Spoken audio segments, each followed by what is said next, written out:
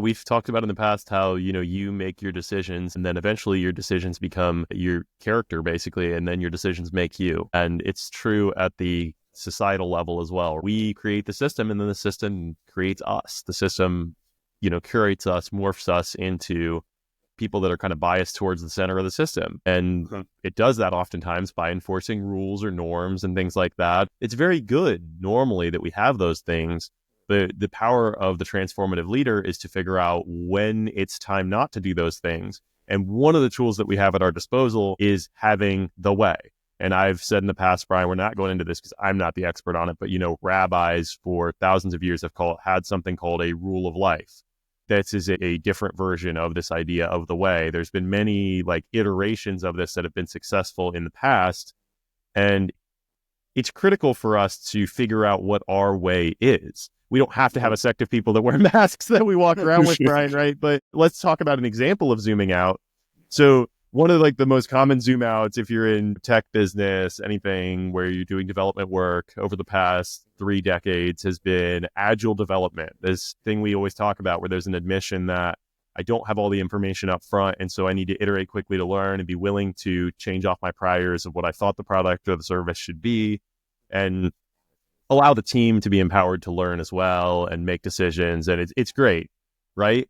So that is getting us away from the rigid old system that we call waterfall project management, where everything was very straightforward and we'd set all the requirements up front, then we just, mindlessly achieve them.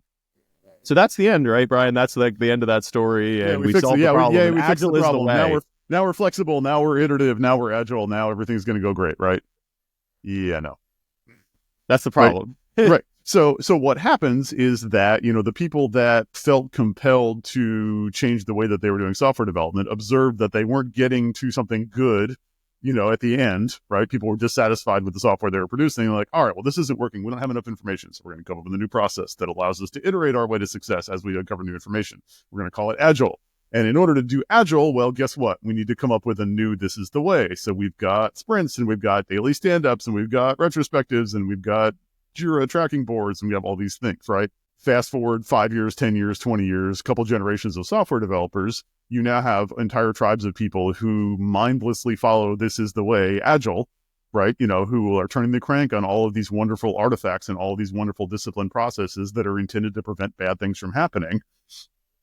But they're not necessarily inherently focused on delivering really great software to the end, right? Many of them are. It's not that it prevents you from doing a good job, but if you think what doing a good job looks like is having your boards filled out properly and having your meetings last exactly 15 minutes and doing retrospective every 2 weeks, those are framing, those are processes, those are rules, right? But those rules are for something. They are the way to something.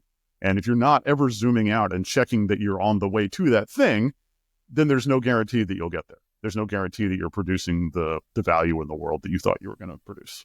Yeah, and isn't the point of Agile initially, right? It's to empower the individual and the team to empathize with the customer, the user of their solution, to understand properly, and then to build accordingly, to bubble up information when they feel that something's not feasible or something's not going to be desirable for the customer, to work across functions to make sure that we're not siloed designing things. That's the purpose of it.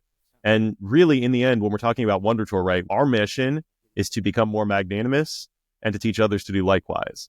And if that's the case, then the way is not a very explicit system where you just follow all these things and then you'll be magnanimous, right? It's much more difficult than that. And that's where Din's magic comes in, because Din understands that it's not about the rules. The rules are a pointer to where we're trying to get to, and they should be violated if they're going to keep us from getting there. It's like and the Mandalorian is in a way also about something magnanimous. It's about taking these foundlings and giving them dignity and giving them purpose and giving them community. And that's amazing that that's what they're doing. I love to see it happen.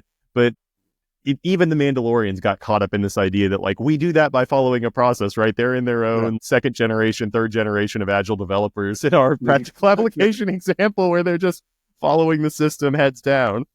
Right. And one of our superpowers of leadership we talk about is compassion, right? And that's the, we don't talk about following the rules as a superpower of leadership. Like that's management, that's a whole different part of the world, right? Is when you know how to do a thing and you're following the rules.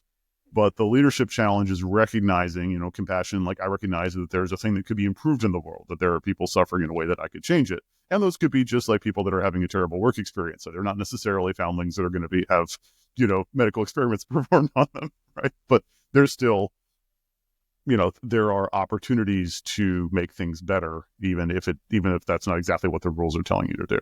So, yeah, maybe a quick anecdote about falling into that trap, right? Falling into the process trap. Some years ago, I was responsible for a process where we had to do a job inside our company on time. So you declared a schedule of when you were going to deliver this thing, and this business work product, and then you would have to honor that schedule. And if you weren't able to meet your deadlines, then there was some additional tracking that went onto it, and people would pay attention. Like, okay, make sure we're getting everything's happening smoothly, because we got a lot of downstream stakeholders and people need to know when they're going to be able to have the information to move ahead. And we had one team that was on time all the time, 100% compliant all the time for years. And then 1 month they had a single outlier. They had a single trivial thing that sort of slipped through the cracks. It wasn't even that big of a problem. It was just a small thing that got flagged as late. And the manager came to my desk from that group and spent an hour complaining about the fact that they got flagged as late because he hated being flagged as late. And in the course of that meeting, proceeded to explain to me that the reason that they were never flagged as being late is because they had been in the habit of canceling anything that they'd proposed that was at risk,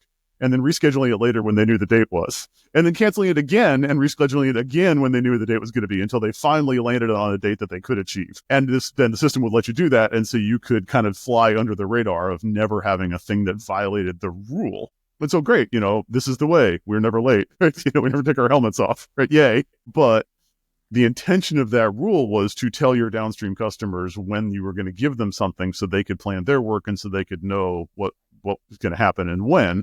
And if you violate that by repeatedly breaking your word and canceling things and then scheduling them again, like, it makes you look good, but it doesn't actually accomplish the goal. And this was a surprising, the manager was shocked that we had that conversation. He was so convinced self-righteously that they had been wronged because this one thing had snuck through late because somebody was out of the office, that he was happy to explain to me that they've been gaming the system for years.